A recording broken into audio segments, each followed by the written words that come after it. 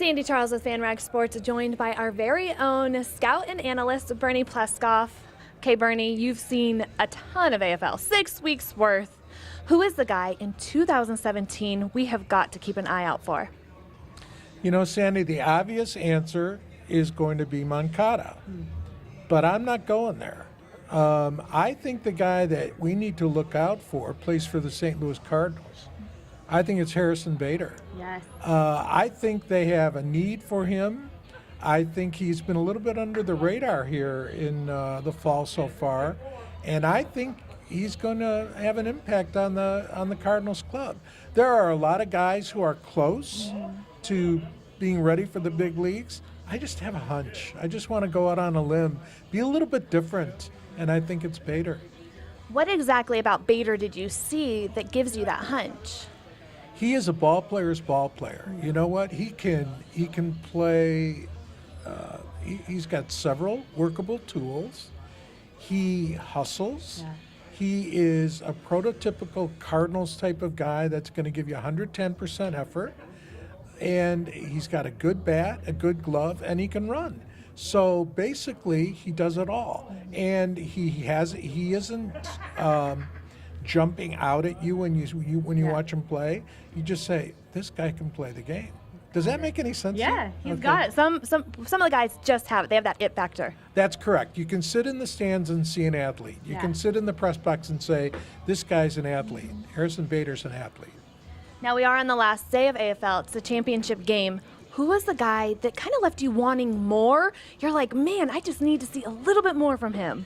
You know, that one's easy for me because I didn't see enough of Francis Marte. Oh, yeah. I saw him pitch 2 or 3 times, but he throws 100 miles an hour, and it looks like he's out of shape, but he's not out of shape.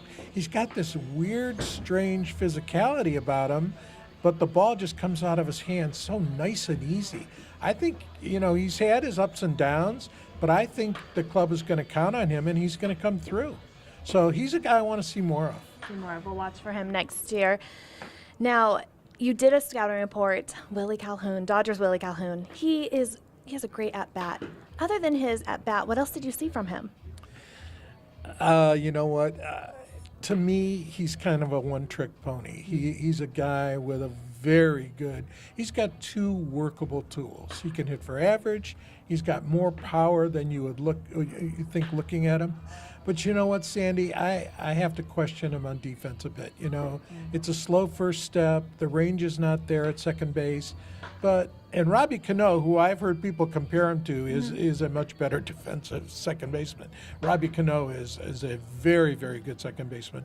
Maybe Calhoun gets there eventually, but I think the fact that he is slow, that he has a slow first step, that he doesn't have the range, that bodes to being a designated hitter in my book.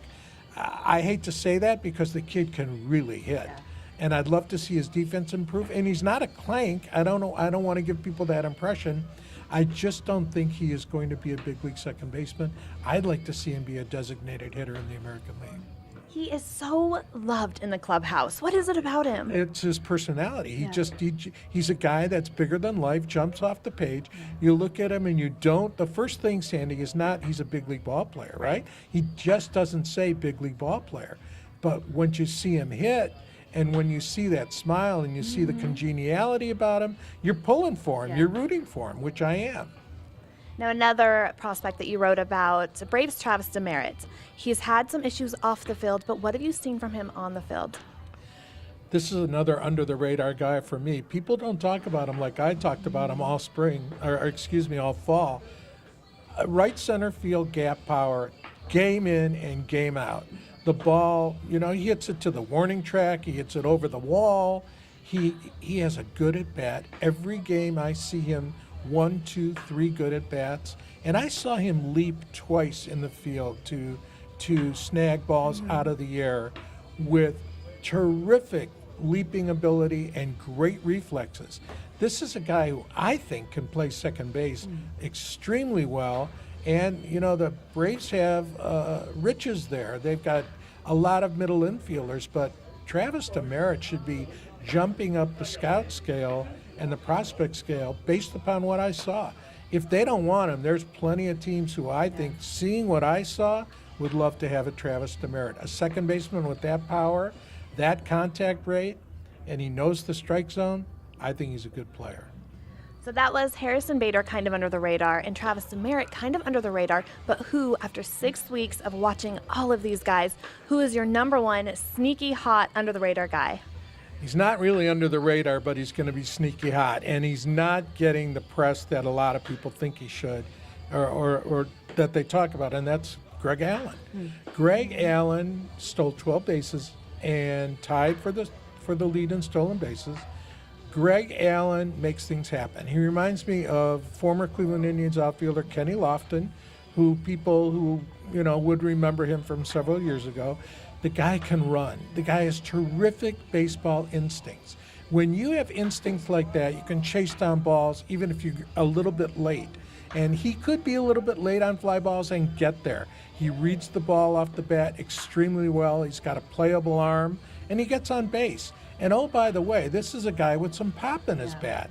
So if you're looking for a leadoff hitter that can hit an occasional home run, steal bases, get on, can bunt, he's the whole package. But he's not, a big muscular guy that's going to get the press even of a Bradley Zimmer in Cleveland. But Greg Allen is my under-the-radar guy. Where would you project him to kind of be in the big leagues? Does he have a couple more years? I don't think it's going to take that long because he's going to jump off the page. And if the Indians need center field help, and right now they could use a glove in center field, it depends on how quickly Bradley Zimmer progresses. It depends on what they do with Abraham Almonte, guys like that. But Greg Allen might be so under the radar that it'll take him a year and a half to maybe 2018. But I'd keep my eye on him because when you have that kind of speed and you can barrel the ball like that, people find you, like me. Yeah, you found him. Now, 25th anniversary of Arizona Fall League. Why is this so important? Names like Bryce Harper have come through here and Chris Bryant. Why is this so important? It's important for several reasons. First of all, it gives you an opportunity as a player to hit against some very quality pitching from different organizations and different leagues. So it really is what they say. It is a finishing school. And both Harper struggled a bit and Trout struggled a bit here because, they were fighting off injuries, they were tired. Because you're a big name doesn't necessarily mean you're going to have success here. I'm doing an entire article next week on the Arizona Fall League and the things that have happened in the past.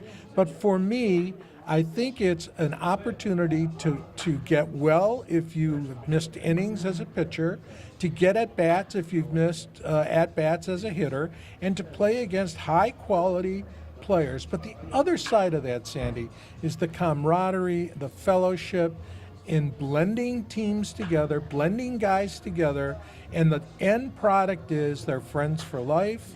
You're in a clubhouse with people that you don't know, and all of a sudden you come together and you form a team. It's a marvelous invention out of the brilliant mind of Roland Heeman, who is a dear friend of mine, who came up with this idea. Let's keep people home in the winter. Let's not send them out of the country, and let's let them develop on our soil. It's terrific. And the crowds are even getting bigger and bigger, And of course, part of that was the fact that we had, what was the guy's name who played football? No. Yeah. How can we forget Tim Tebow? Yeah. Well, Tim Tebow was here, and I'm going to tell you something. From day one when I saw him to the end, he made progress. Give him credit. He really, really worked hard on his game.